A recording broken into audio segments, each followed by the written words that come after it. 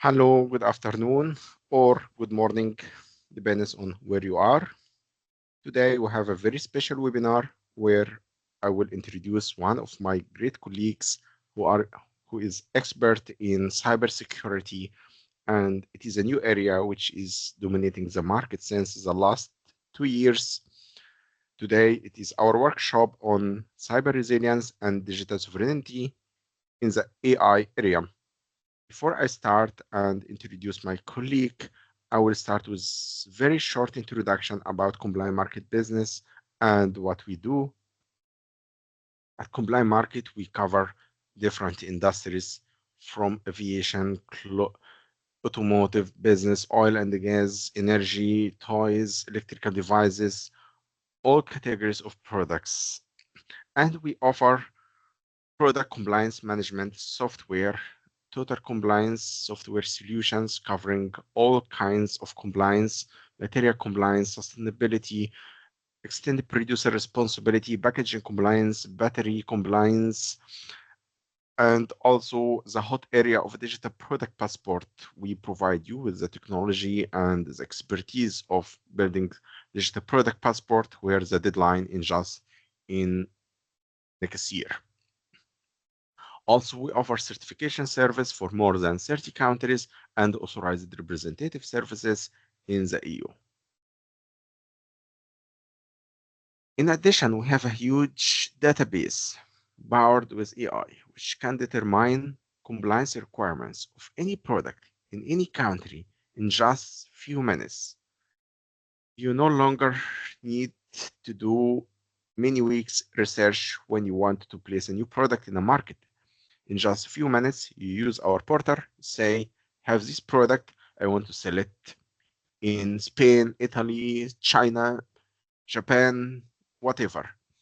And in which language, and in few minutes, you get a complete description and very detailed report of everything you need to do in terms of compliance requirements to place this product in this market. This process used to take before our solution couple of weeks, and if you have 1,000 products that you want to sell in a foreigner market like China, then you need just years to work on that, but using our technology, just you do that in one day. Just some screenshots from our software to show you its capability. You can see all modules of compliance are connected to each other, are speaking to each other with very strong analytical and reporting capabilities, which is going to make your compliance now just a piece of cake, and you will manage your compliance with 100% of accuracy. Now, I will hand over to my guest and colleague, Dr. Dario, who is CEO of NIS, and he is one of law creators. He does have huge experience in cybersecurity, and he has participated in creating the law itself. And I'm very glad that you are going to listen to him today and learn from him. And thank you, first of all, Dr. Dario, for being here today. And now I hand over to you. Thanks so much, Mohamed. It's a pleasure to be here and to present actually from a standardization perspective. I'm trying to share my screen. Just let me know if you can see it, and we can start. Can you see it? Yes, we can see it now, and we hear you very well. Please start. Okay, great. Actually, I'm covering a standardization perspective and technology perspective for this incredible world of cyber resilience related technologies and standards. For this era where we see AI entering the market, but we still also need to be very much aware of what's happening in terms of standardization and regulation for compliance and for offering products and services in the market. So actually, I give you my perspective. I'm pleased to represent NextG Cloud, which is a small company, an SME based in Italy. I'm representing this small team of experts. We help enterprises to secure their cloud by offering confidential computing and solutions and private sovereign AI in the edge cloud continuum. So actually, my agenda today, I'm offering some overview of the standards, which I know quite a bit, the ETSI MEC, multi-access edge computing, where, by the way, I'm serving in this standardization body as chairman of this group under the umbrella of ETSI. And also I will present a few highlights from the European Cyber Resilience Act, where my team is involved actively and coordinating a task force on this CRA with a lot of implications for the market for compliance. You will see, maybe we will have let's say a small overview of other regulations which are important to keep in mind to build a robust compliance management system. And then some remarks with some examples also from Italian market. But yeah, let's start from the beginning. What is the problem? We are talking about cybersecurity. This is really a huge problem to protect data from cyber threats. And I can give you the example of Italy, which is overexposed to cybersecurity. Compared to 10% of the global attacks are happening in Italy, compared to the population and the contribution of the world GDP. And this is actually very much an issue of exposure, considering also that on average for an SME, an attack is costing a lot for SMEs and companies in Italy. So it's really a huge problem. Other countries in Europe are at the same level, not so much as 10%, but maybe, if I remember, where Germany and France are about 4%, 3%. So actually, this is really a problem, especially also to secure the infrastructure in our European companies. And now also a new player is coming. It's the AI. We are talking about a big opportunity for sure, but coming with new risks in terms of data in use. So higher exposure in terms of models, AI models using a lot of data, new attack vectors, especially regarding extraction and data poisoning. And also, of course, we are talking about the shared environments when it comes to, let's say, connecting different agents and also have access to data in the shared environments. So actually, this is really something that we have to take into account.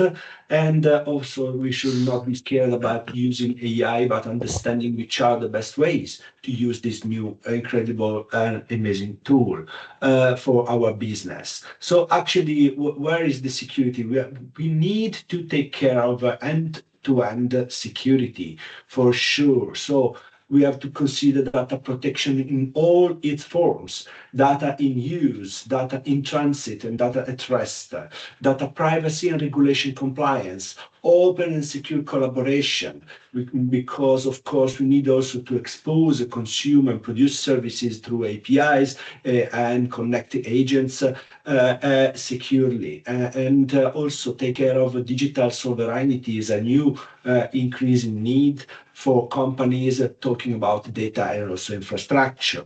But also, let me stress an aspect which is very much important, maybe sometimes underestimated by companies, which is standardization. This is a key aspect, especially for SME business. Yes, not just only for big corporations, but also it's important for all the enterprises which are impacted by those issues to be aware of what's happening in terms of the standardization and existing standards, but also why not, being active in contributing to future standardizations. You will see some examples, and maybe I will be able to provide further information if you need. You can even contact me later on after this webinar. But in general, I believe this is very much a key important point to consider, that nowadays we have a lack of awareness about standardization, and this is really a roadblock. Also considering the lack of technology and standardization competencies. Of course, this is let's say an obstacle for companies to be engaged in active standardization work. But on the other hand, we should consider, instead of a cost, also a long-term investment for companies. Being active there will be also important to know in advance what's happening and how to secure our infrastructure to cover those things, not just in a passive way, but also being active in, let's say, be compliant with the standardization. And of course, this is really something that we have to consider seriously for our business. Talking about just an example about the cloud infrastructure, was saying we need to protect data in all its forms. So actually there is a definition of confidential computing, expanding the traditional way to protect only data in transit, so the HTTPS communication, for example, and that at rest with cryptographic storage, encrypted storage. And then, of course, protecting data in use is something quite actually supported by cloud infrastructure nowadays, server processors, but it's something still not widely adopted in the industry, although this is actually now considered, for example, by Gartner, one of the key strategic technologies in 2026, this confidential computing. Okay. And this will also, I'm saying because this will help companies to improve their regulatory compliance, especially for those markets where data protection is really critical for the business. Okay, and there are a lot of problems that may happen in terms of common attacks, but also strengths of the confidential computing, which actually helping applications to be encrypted in a secure part of the memory, an encrypted part of the memory, which is not visible to anybody, including also system administrator or even the hyperscaler. So it's really a good tool to use to protect data in use. And I will give you also few example of standards, of course not exhaustive given the limited time, but I will be pleased to give you an overview on ETSI and CRA. Okay, so starting from the ETSI, we talk about edge computing. As I said, MEC stands for multi-access edge computing, and this is actually the natural evolution from the cloud. So the edge is actually a distributed computing model, processing data closer to the source rather than relying on centralized cloud server. It's not in competition with the cloud, it's just extending the footprint to different level of the edge, closer to the client application endpoint. And of course, at the end, you will see a sort of hybrid cloud infrastructure.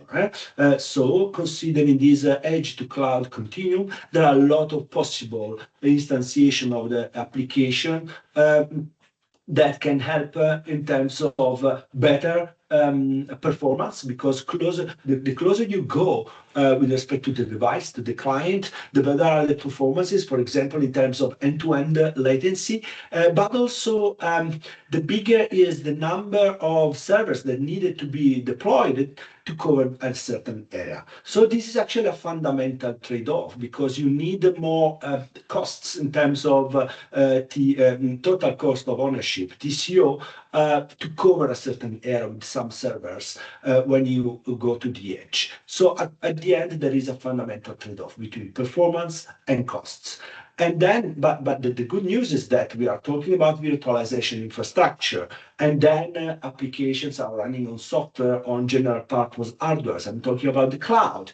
And then that means that you can change the locations of the application endpoints from the edge to the cloud continuum wherever you want, depending on the need, depending on the application, depending on how critical is the latency, for example, how critical are the other performance KPIs, and flexibly change the deployment location in an opportunistic way, depending on the application vertical that you need to serve, also dynamically.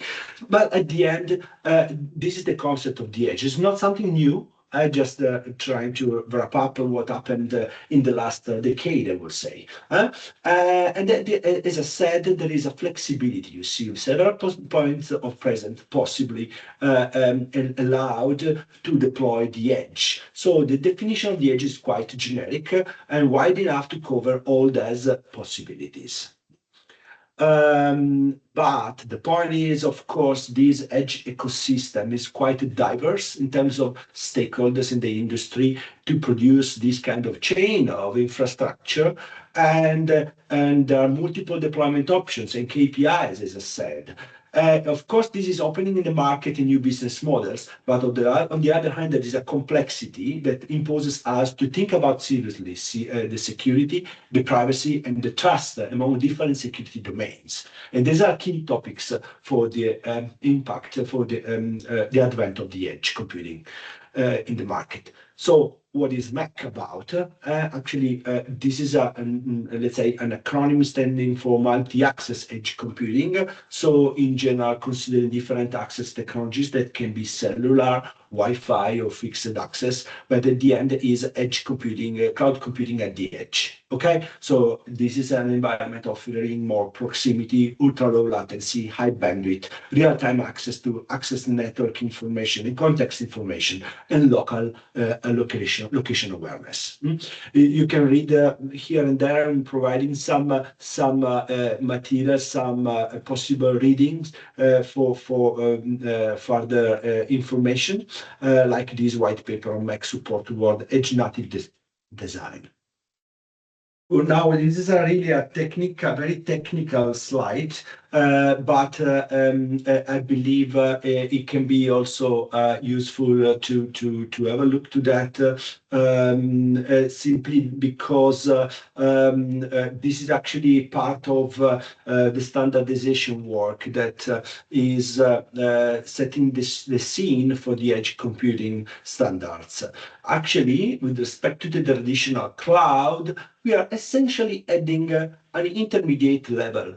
In this kind of three-tier picture, you can see at the left side the user equipment level and the remote level in the cloud backend at the right side. In the middle, you see the edge level, where you can have an instance of a Mac application running on top of a Mac platform and offering those red blocks, some Mac services locally at the edge. Actually, this is very much important because not only you introduce a new point of presence, a new endpoint for the application, but also you can consume locally at the edge data where data is generated. And actually, this is really the essence of the edge. We have built in the ETSI Mac a lot of standardization specifications based on an openness concept, and also based on the need to reuse as much as possible other definitions from other standards like ETSI NFV for the virtualization of the network infrastructure, and also in alignment with 3GPP when it comes to let's say deploying this architecture into a cellular network infrastructure and then enabling Mac in 5G currently. And then, but at the end, you remember the acronym MAC means multi-access edge computing, not just mobile edge computing. So actually, this kind of architecture is agnostic of the access technology and can be plugged into Wi-Fi and also a fixed access network, why not satellite and other future 6G radio, for example, in the future. So at the end, this is really cloud computing at the edge. allowing the instantiation of different and various applications for various vertical segments in the market. Okay, so a few examples of what we have done also in the standardization the past years. Also, this MEC concept was evolving toward different heterogeneous clouds, connecting a remote public cloud, private cloud, but also edge cloud in general, and also MEC compliance systems. And this is actually very much open standardization work that we have done in this group. And also when it comes to federation, there are many needs to federate different edge and MEC systems from different owners. One for all is the practical example of a smart city. In a smart city, you cannot think about a single case of a single mobile operator or a single car maker. Not everybody is driving a Ferrari. There are different cars, okay? Not everybody is having a cellular SIM card, but different mobile operators and also different cloud providers, why not? So at the end, in reality, you have a federation. They need to interplay with each other. So the infrastructure is quite heterogeneous. We have a diversity in terms of operators, cloud operators, and also car makers. And this is a case where you need to put in place federation, okay? And also gaming. Why not also immersive gaming with different gamers connected with their access technology locally, but they want to have established a virtual gaming room and to ensure that there is good low latency connectivity, you need really MEC federation to put different systems together, okay? I will not go too much in detail, but I give you an example of what we have done recently in the past specifications, including for the federation, some key elements that enable interplay between different edge and cloud MEC systems, which is the MEC federator. I will not go over many details, but of course, if you are interested, I will give you information, and also many different deployment options are possible, including a one-to-one relationship with an orchestrator and the federator, or one-to-one between federator and orchestrator with a single federation manager role. So just to give you also an overview about MEC, what the group did in the past years. Since 2021, the group was working more seriously about security, which is the topic of today. And I can give you a link of this white paper that was actually published as a second in two releases. The second release was updating the situation about the overview about the standardization. So actually, first exercise was really to understand which are the standards, the jure or de facto, release standards from the industry or simply from the specification, but from different bodies available in that domain for the cloud, for any other generic domains, and where those standards can be applicable, can be used as much as possible for the edge, for the MEC security. Having in mind the end-to-end approach, we wanted to really understand which are the tools in the toolbox and not reinvent the wheel. And so the exercise study, starting from that honest analysis in this white paper with authors and experts from different domains, different standard groups, from the ETSI Cyber, ETSI NFV, 3GPP SA3, and other delegates from GSMA, and of course, myself and other delegates from ETSI MEC. We were discussing this overview of the standardization status from the perspective of MEC security. And this was driving also standardization work in ETSI MEC, but not to forget the immense framework of different standardization when it comes to different areas like mobile network, IT, cybersecurity, cloud computing. Here you can see how complex is the overview of different domains covered by different fora and groups. And then coming to the normative work that we have done in ETSI MEC regarding the security, covering the general specifications MEC 009 and 011, but also considering MEC 16 for device application interface. The group has started to work on API gateway for client application, this is MEC 60, and MEC 62, for example, to support SMM, security monitoring and management, and so-called CM and other elements to monitor the security in the system. Okay, so just to give you some examples. Of course, if you are interested, I can give you more information later on. But just to talk about the other important aspect of the specifications that I wanted to cover today, I'm talking about the Cyber Resilience Act.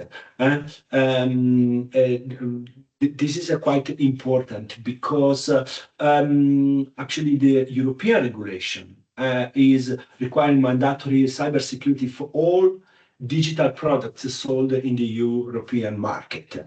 And of course, this is setting essential security requirements throughout the potential, the product life cycle. And of course, it's ensuring products are secure, updatable, and free from no vulnerabilities. This is actually very much a high-level statement from the European Commission, but then it's going to be translated into technical standards for the various domains covered by this Cyber Resilience Act. Giving you just a timing about the current timeline and implementation, at the end of 2024, this CRA entered into force. But of course, there are some reporting obligations which are applying already this year, and full compliance required end of next year. Okay, and this is applicable to products with digital elements, as I said. So we are covering both hardware and software, except for some exclusions, and the products are classified as a default, important, or critical, you will see, depending on their potential cybersecurity impact and risks, and the compliance and conformity assessment requirements are tailored to each class. As I said, we are talking about hardware and software products, and very much a lot of components included as a part of products in scope. We are not talking about other hobby products or services, in particular standalone SaaS products like websites, and explicit exclusions like car, medical devices, certified aeronautical equipment, marine equipment, and so on, which are strongly regulated sectors in other ways. You will see the exclusions because these are belonging also to other categories. But of course, when it comes to CRA, we have to consider different stakeholders which can feel like impacted in principle, like a manufacturer, distributors, and importers. Because manufacturers are required to implement the cybersecurity by design and maintain security throughout their product life cycle, report vulnerabilities, and ensure product meet CRA standards. The distributors may distribute products, ensure compliance documentation is passed along, and report risk encountered in the supply chain. And importers, of course, ensure that products from non-European manufacturers comply with the CRA, supply product documentation, and report risks to relevant authorities. As I said, we are diversifying different categories of the products. And there is a sort of work split between different standardization bodies. We are talking about ETSI, CEN, and CENELEC. I'm more aware of what's happening in ETSI because, of course, in my team, we are covering ETSI standardization, but also there are activities covered only by CEN and CENELEC. And also some other activities are restricted and not covered by CRA because they are belonging to critical products. So we are focusing, for example, in ETSI on important products, okay, which is that type C part on the bottom of the pyramid. In general, talking about CRA is not a single standard. It is composed by a number of horizontal standards, which are cross-sectorial, and some vertical standards, which are sector-specific. Okay, so actually we have some generic, more generic principles for cyber resilience and vulnerability handling, managed by SANS and as I said, the JTC 13 working group 9 for coordination. And there are more specific vertical standards, like 26 vertical categories defined within standardization requests and jointly developed by ETSI and SNLEC and covering important and critical product classes. Okay, not covering in detail all the 26 verticals, but just to give you the overview. I believe it's fair enough for today to give you information about that. And of course, there are different. There is a timeline expected compliance starting late 2026 onwards. The horizontal standards is due by August of this year, and for vertical standards is due by October 2026, providing manufacturers time to integrate new compliance processes before the full transition period ending in December, as I said, in December 2026. So now is the time to be more aware of what's happening. Still, there is let's say, a period where the standards are becoming really low, compliant with the CRA.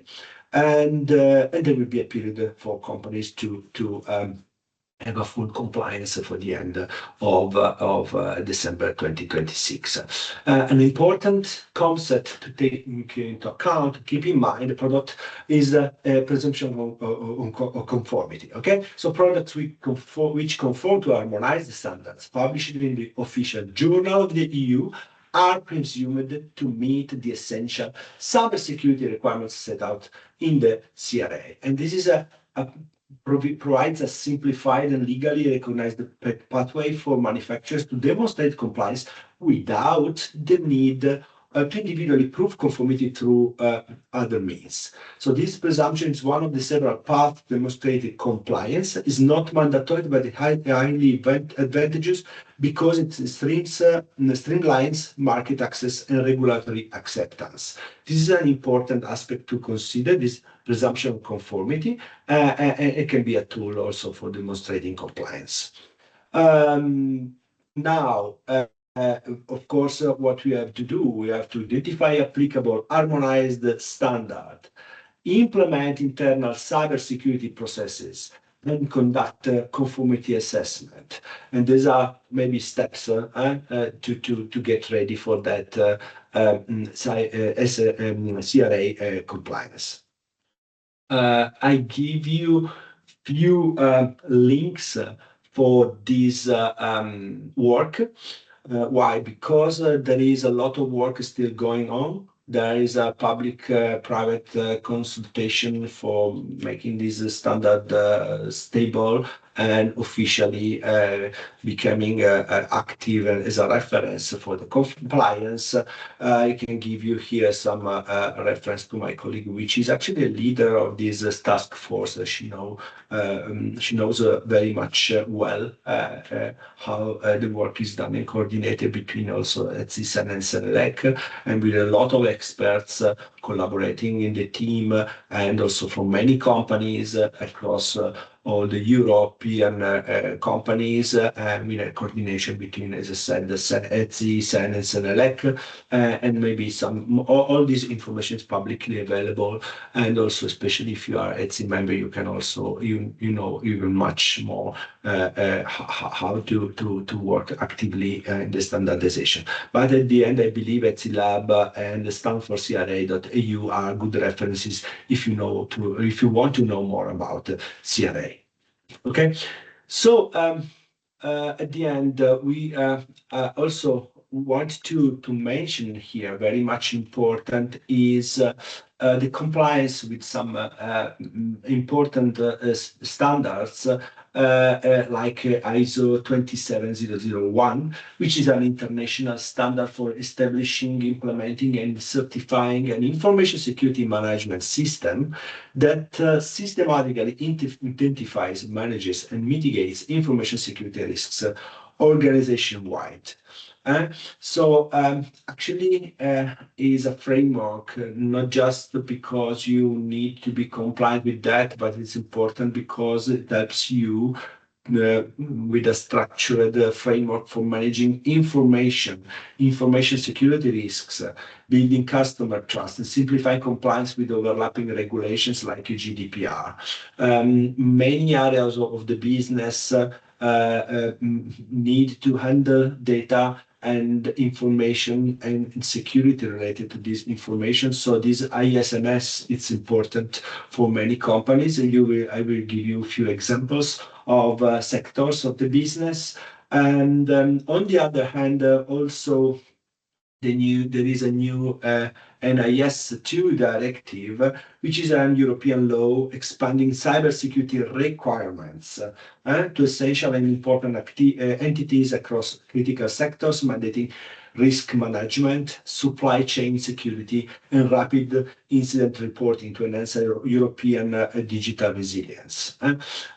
So also this, I believe, this directive is important to be mentioned for a robust compliance management system, because at the end, this is mandating for companies. Many of the companies I will mention are impacted about risk management and incident reporting for medium, large entities, but also SMEs, and especially also in critical sectors, helping SMEs to avoid fines while enhancing resilience. And this is right of the business. So, for example, if I can give you not just exhaustive examples, but when it comes to SMEs, different sectors, think about the law firms, but also any kind of, in general, business that have to deal with legal documents, also inside the company, a legal department, for example.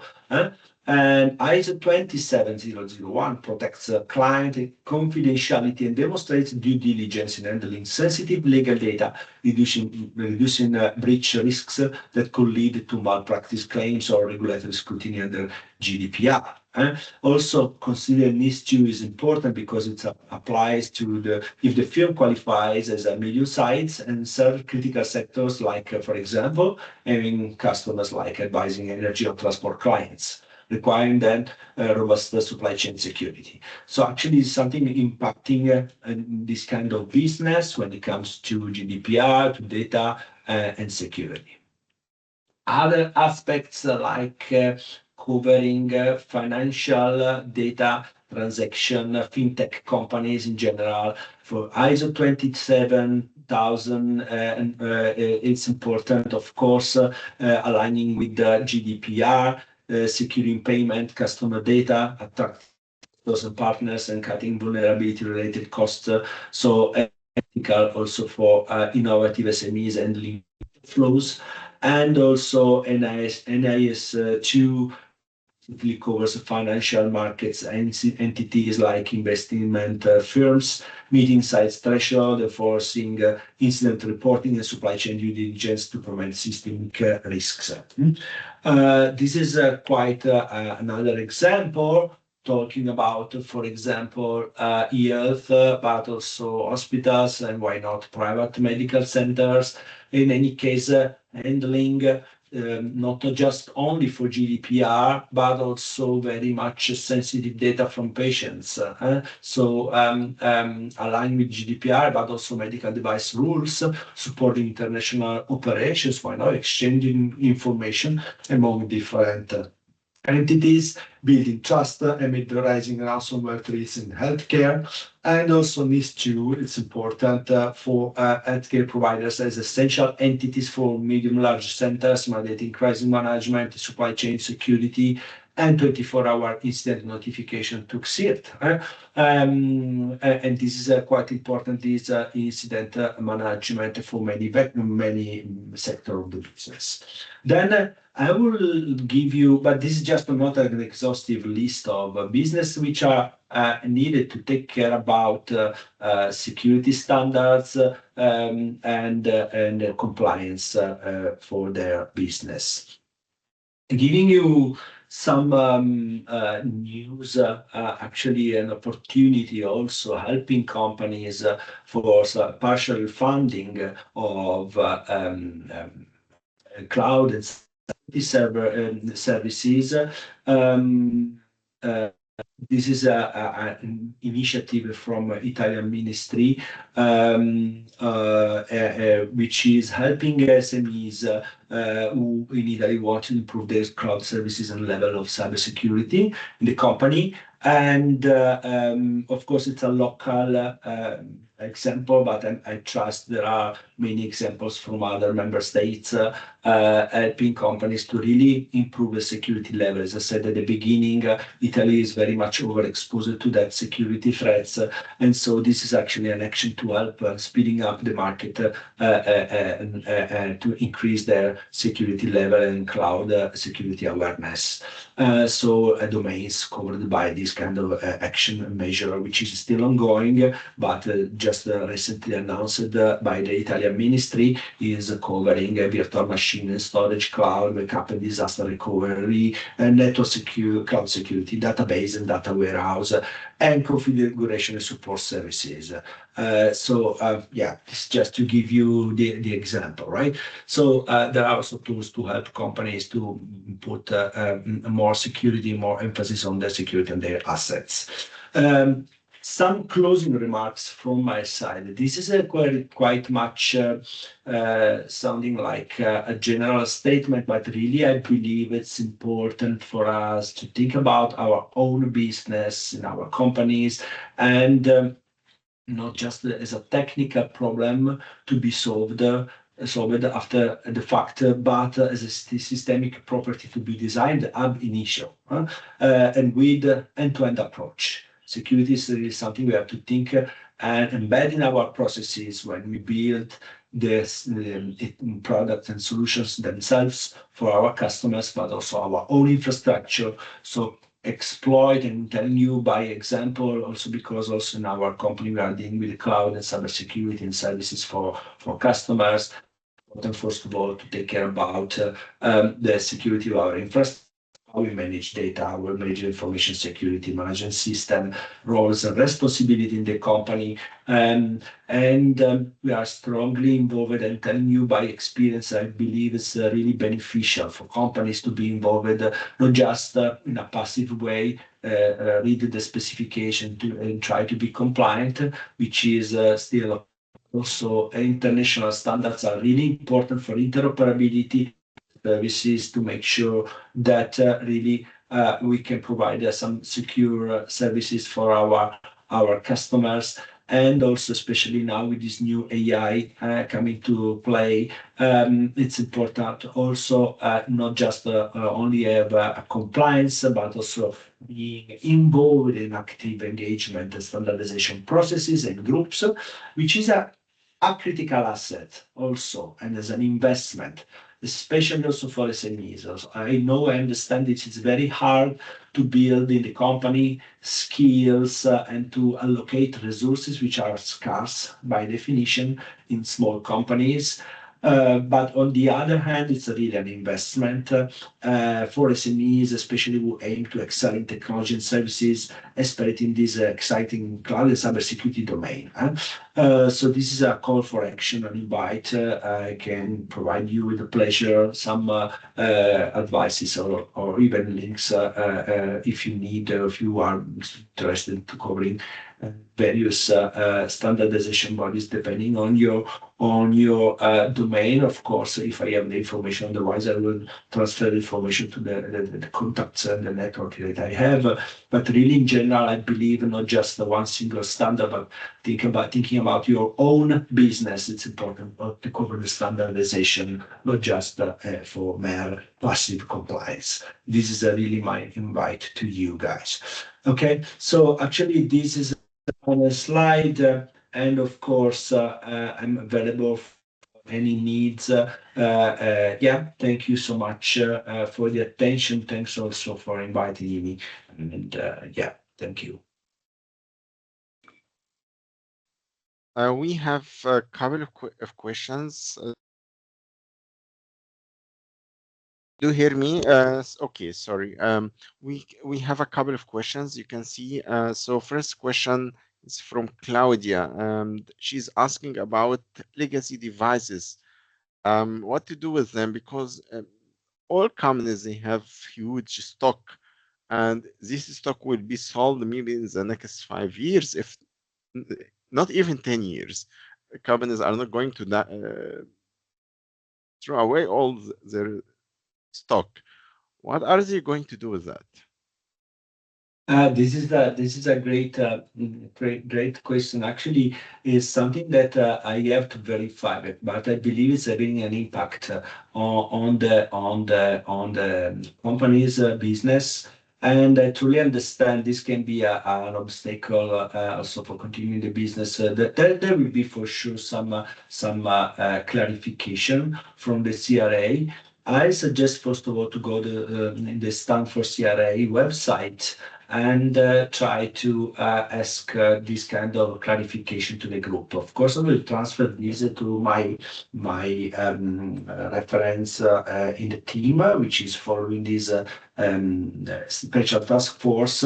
They are very much focused on the new standard, but they truly recognize this is actually a very important problem about, as usual, backward compatibility, or let's say possibility to have legacy devices still in the market.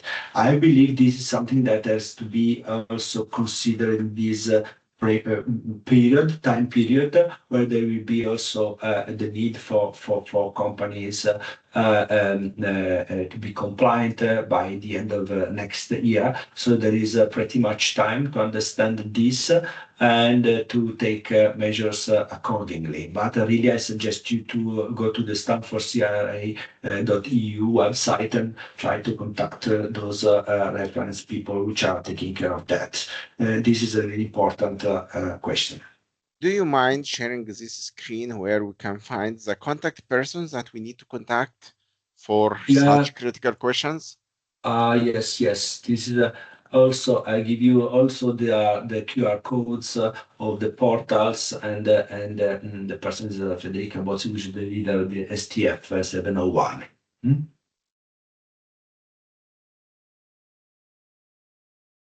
Okay, and those are the societies which, or communities which have participated in creating the law, correct?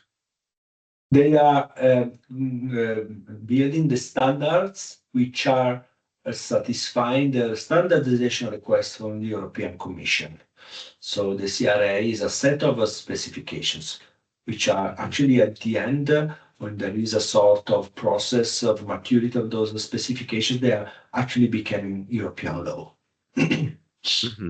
And you can see another question. What is the difference exactly between NIS2 and CRA? Because people are confused. We got suddenly 3 laws for cybersecurity, because in the question you can find 2, but there is a third thing called Red Article 3. That's for devices with radioactive, not radioactive, with under the radio regulation as part of the CE marking. And Article 3 does have a statement about cybersecurity, and 3 standards have been published for that. And it's making a lot of confusion. You find yourself when you design a product like a television, you are under 3 different regulations or acts of cybersecurity, and you don't know what to do exactly. Who wants what from you? Okay, so I believe that here there are multiple questions. One is the difference between NIS2 and CRA. The other one is about the RED directive for radio equipment, directive for connectivity, right? So actually, what I mentioned today is not related at all to RED and radio directive, so not related to this part. Of course, it's an important part, the radio connectivity, but there is a separated set of activities which I'm not covering today. Okay, so it's not mentioned here.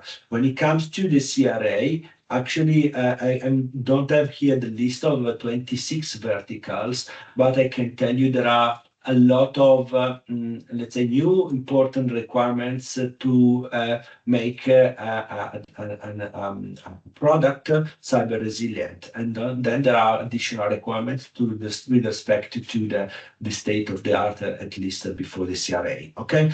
When it comes to the NIS2 directive, which is the question, actually you see here is actually a set of, it's a framework defining essential requirements on cybersecurity when it comes to risk management, supply chain security, and rapid incident reporting. These are the main aspects to be covered. For example, I give you the example in our company, in XG Cloud, we are recognized by the member state authority, which is ACN, Agenzia per la Cybersicurezza Nazionale. We are recognized as an NIS2 important entity, and so we are under sort of scrutiny from the ACN, and we need to have a continuous, let's say, improvement of our processes and to take care about the risk management, the supply chain security, and also to identify a role and for the incident reporting in the company to report in case there are any issues in terms of security breaches. So also process-wise, a sort of framework that is important for cybersecurity requirements. Okay, instead the CRA is more focused on hardware and software products themselves. Okay. Okay, so you mean NIS2 is a kind of cybersecurity management system, but CRA is a requirements by itself on the product side. Yes, exactly. And there are multiple products. You will see there are routers, VPNs, browsers, consumer devices, IoT, even software systems, runtime environments for the cloud, CM tools for monitoring. I don't remember. So a lot of vertical categories which are covered by this CRA. It's a big umbrella.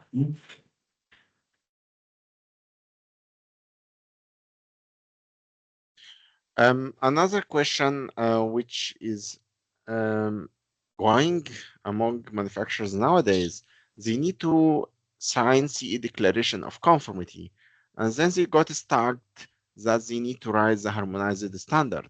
And if the harmonized standard has not been published yet, what are they going to do? Well, there is a timeline, as I said. And of course, already now, there are standards which are quite a certain level of maturity. But there is, of course, timing, let's say, given for public-private consultation, for comments, really to be compliant with the European Commission processes and procedures to make sure that, let's say, these can follow the various stages of the specification to become actually a part of the legislation, right? Adopted. And then, of course, after that, there will be, and this will happen in October this next year. Sorry, I believe there is somewhere another slide clarifying that. Yes, October this year. And after this is done, there will be a period where companies can migrate and transition to, let's say, compliance in 2027. But already now, if you go into these links, you can really have a look to the current specifications. And also, I believe there is still time for some of those specifications still to provide comments in the ETSI Labs website and have a look to the specifications and know in advance what will happen. Some of the groups are using standards more in a mature stage, some other less. There are 26 verticals. I don't know exactly what is the level of maturity, but things are happening now in these months. So really, if you are interested to that, go use the QR code, go in those websites look at the verticals that you feel are important for you, and maybe also your contact, also the reference people for that CRA, and maybe you can understand what is the status and the level of compliance needed, and what are the implications for your business. Do you expect OmniPass for cyber security requirements like CRA and so on? Because we use from European Commission in the last years, they give very short deadline. Then some companies will start quite early, others will wait, and before few days before the deadline, say we are not ready, and they start to make pressure on European Commission, and then European Commission may find that most of the market is not compliant, so they come one day before the deadline and say, we give you extension 1 year or 2 years, why not? Do you think we expect something similar with CRA requirements? No, I don't expect so. But of course, I don't have the crystal ball. But in any case, my suggestion is to have a look to those timelines and the specifications. And if there are, let's say, any needs for clarification, I believe this is done at European level. Would can help also from a different perspective locally in our member states, the local authorities. Like, for example, for us is the ACM in Italy. And then, of course, for the certification, the European entity is ENISA. So there are a lot of, unfortunately, I don't have the slides providing you the details, but if you need any help on, let's say, how to increase the awareness, I know that there are a lot of programs, for example, from ENISA side to increase awareness about cybersecurity certification programs. But of course, as I said, the CRA is about the presumption of conformity, so it's actually an easier way to be compliant, but nonetheless need maybe some security awareness. Also, I know that this group in the task force is organizing a sort of European tour of many webinars, and there is a huge dissemination path and work planned in these months, really across Europe in various, like a tour in different cities, European cities, trying to increase the awareness about this CRA, which is coming to play and is very new for many companies. So I am pleased to provide those links later on. Once we publish also the webinar, we can give you the links about this European tour and the different dates in the coming weeks and months that are intended really to increase the awareness about those standardization activities. Okay, thank you so much. Any other questions, please?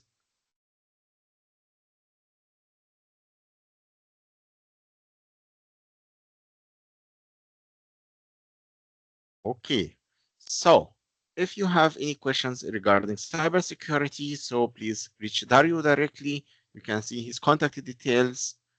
He's a very knowledgeable person. I know him personally. And if you want to speak about product compliance, and then you are welcome to speak with me. And then you come again to Comply Market. Again, if you speak about the physical product itself. Dario, thank you again. And I really wish if you can offer us other chances like that, like we make it a series of training, please propose that. Like, it was amazing today. Thank you so much. Thanks for having me. Thanks for your attention. Thank you so much. Have a nice day, everyone. Bye-bye. Bye-bye.